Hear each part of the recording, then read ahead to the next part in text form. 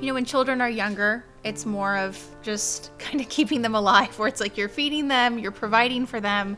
There's so many, of those mandatory things that are just in the moment. But as we get older and you have adult children like myself and my brother, the support shifts to more of psychological support. Yeah. And, through this psychological support and from what you mentioned earlier about wanting autonomy and starting your own life, but then, also being your child, what's the right answer? Right. There's no right answer. I think every situation is very individualized. And honestly, that's where there are differences between male child and female child also. After you guys became adults, I would say you have to very gradually give them enough space. At the same time, you have to be there when they need your not only psychological but also financial support. Welcome back to my channel. Today we'll be talking about communication, but not just any communication. Not the communication you do on your phone, not the communication you have with your boss, but the communication you have with your parent. Now, with this lifelong communication, I thought it would be only right to call back our expert, Dr. Sheikh, who I refer to as Papa, and today we'll be diving deep into the world of communication between parent and child. Welcome, Papa. Pleasure to be back here, Aisha. And thank you for making time in your busy schedule. Anything for you, anytime. Pleasure is entirely mine. So, of course, why not? Let's start off with a really light question. How does it feel to be a parent? Oh, at this time, I'm very happy that I'm talking to you. Mm-hmm. Is this a theoretical question? Is it a real question? I mean, are you serious? It's your pick. You're the king of the court. Oh, okay. Well. Most days I feel blessed. I have such wonderful children. And one of them is you. In the past, there might have been some days when I was, very busy and things were hectic and seemed to be extra responsibility for a given moment. But nothing more than that. Mostly it's been a blessing, a pleasure. Truly a delight. That's what I would say. Yeah. I love that. So now, based off of your perspective as having adult children, because we'll always be your children, how does it feel thinking back to your parents and when they were raising you and, communication then versus now? Oh my.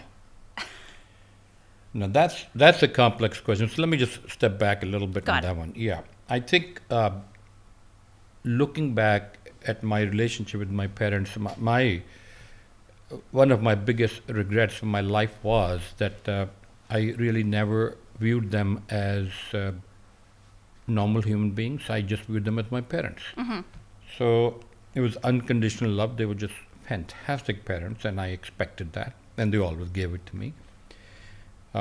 Now that I look back, and now that I'm a parent myself, I feel like I probably just did not think enough about their own humanity, their expectations, their insecurities, their stress, their busyness,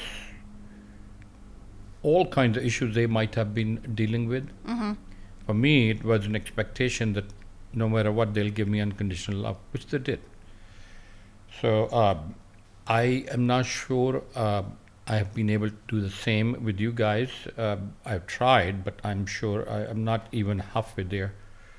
So looking back overall, I think I wish I had started thinking about them as normal people, biopsychosocial people who are biological beings, who have psychological issues, and who live in a particular culture and have all kinds of demands on them.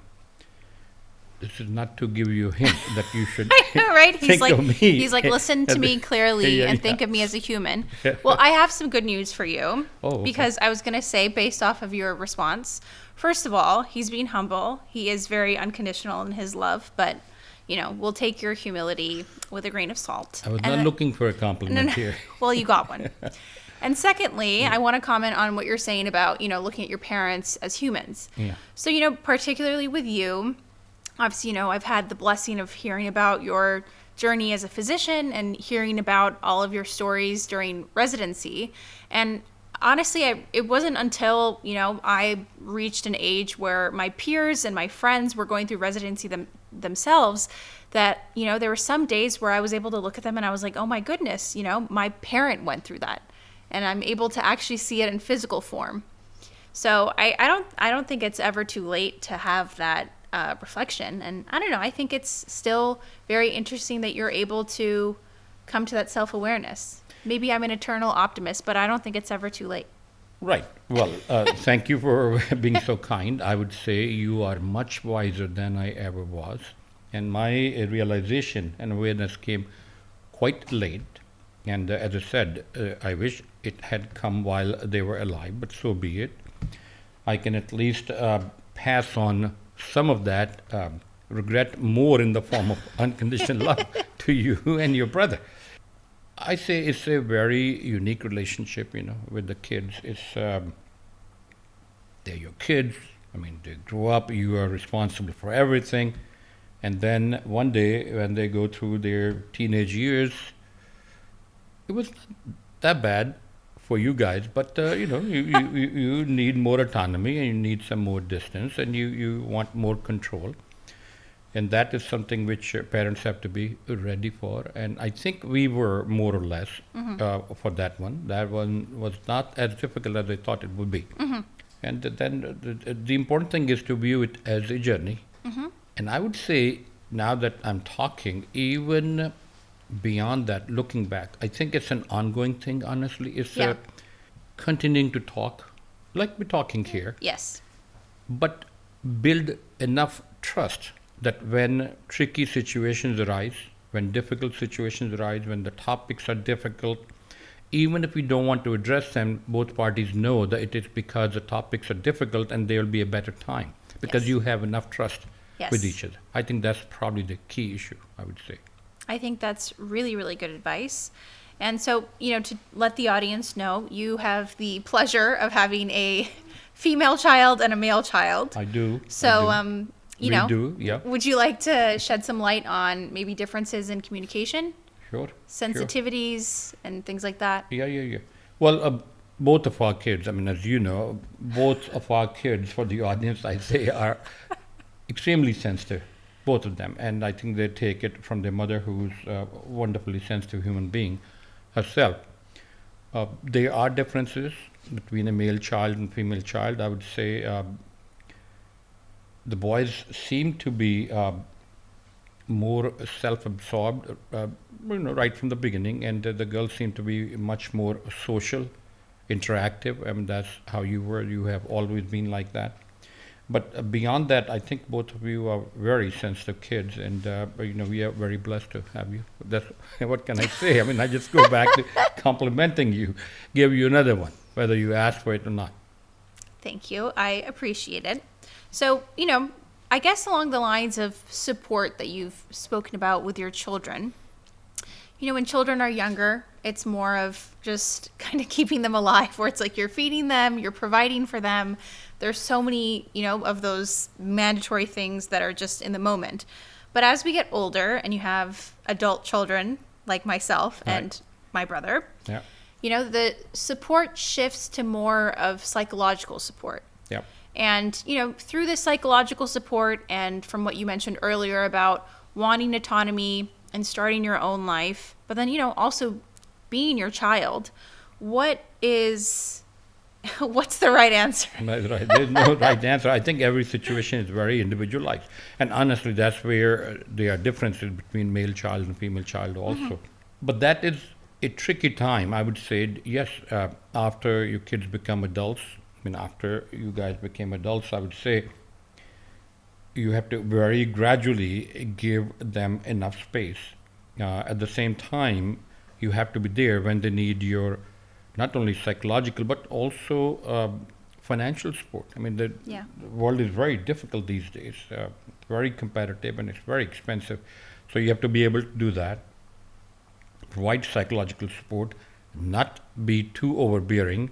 Still remember that they are adults themselves. They need you when they need you during this phase, maybe usually in the 20s, until they get to a stage when they are quite stable, both emotionally, financially, have their own families. So it's a journey. That's how I view it. I say I am not sure I can characterize it as stages. I would say it's a fluid situation. It's a journey, and you go with the flow. Yeah. And I like that answer of yours. I think part of any healthy relationship is understanding that it is a marathon Yeah. and not a race. And Okay, seeking well, that's a good one. Yeah, yeah. and seeking out the absolute right or wrong, Yeah. I think is only harmful. Yeah. And having the mindset of a journey is not only helpful to the relationship in the present, Yeah. but I think, one day when I have kids, LOL, it'll be important for me to understand Yep. your perspective. And, I'm sure I'll be sitting with my kid and having the same reflections. I think so will you, and there's no question. The only one thing I'll add to what you said is that for me, it's not a marathon, it's more like a walk in the park. Oh my goodness, we love it. It's pleasurable. And yes, it takes Yeah. time, and you can do it for long periods Yeah. of time, but you're enjoying it. That's how it's been for me. That's You so can check with your mom I know. regarding her perspective. We'll have to check with Mama if she feels the same. Okay, well, this is such a loving answer, and I know we've kind of shied away from the concept of absolute answers, but, something that I think would be interesting for the audience is hearing the perspective of healthy communication tactics from a parent, and then I would also like to share.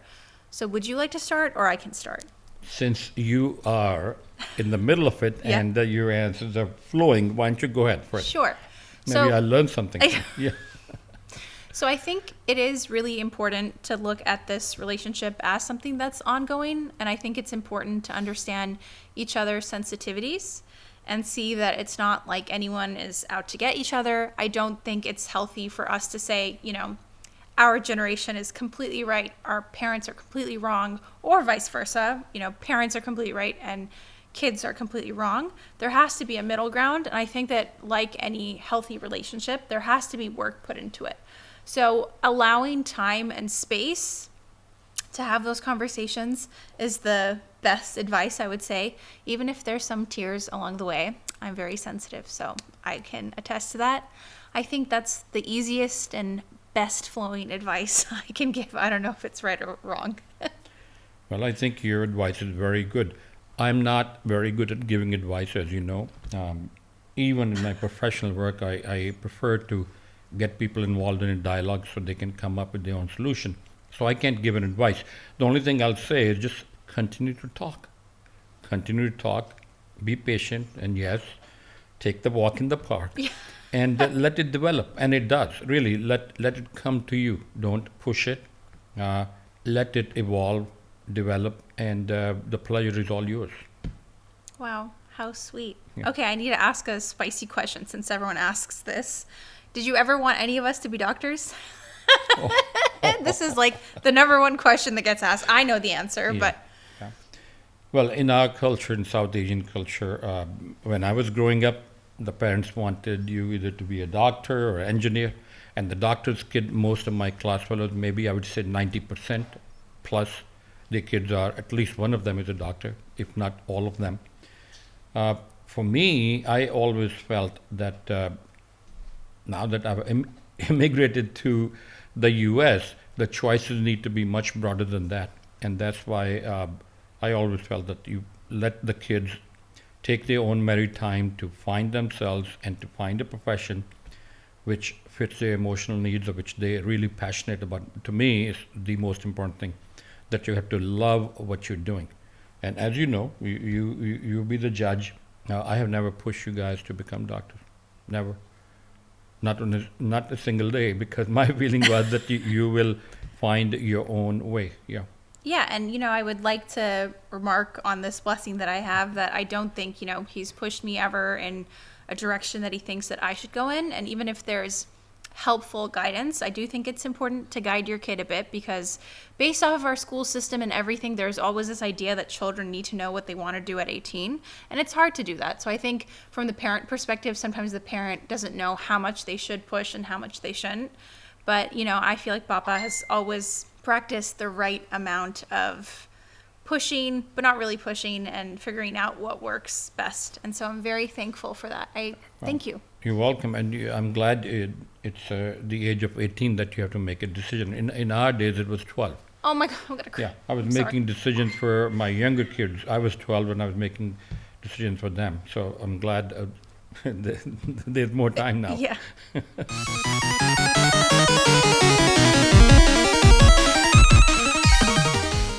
Okay, so now we're gonna play a fun game.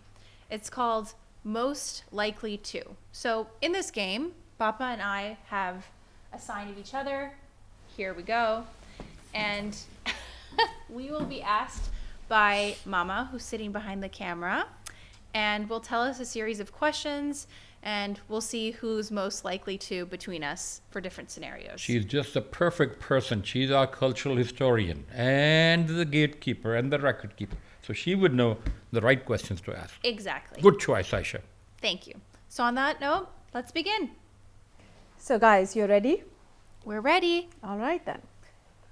Question number 1. Most likely to sense there's something wrong first. Next question. Most sensitive out of the two. Most likely to break into a dance in public. No surprise there. Yeah. Most likely to stay calm in stressful situations. That's you. That's you. Oh, I feel complimented. Okay. All right. Most likely to set up meetings on the weekend.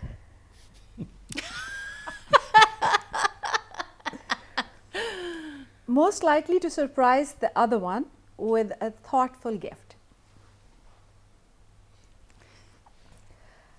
Most likely to cry watching a touching movie or a TV show.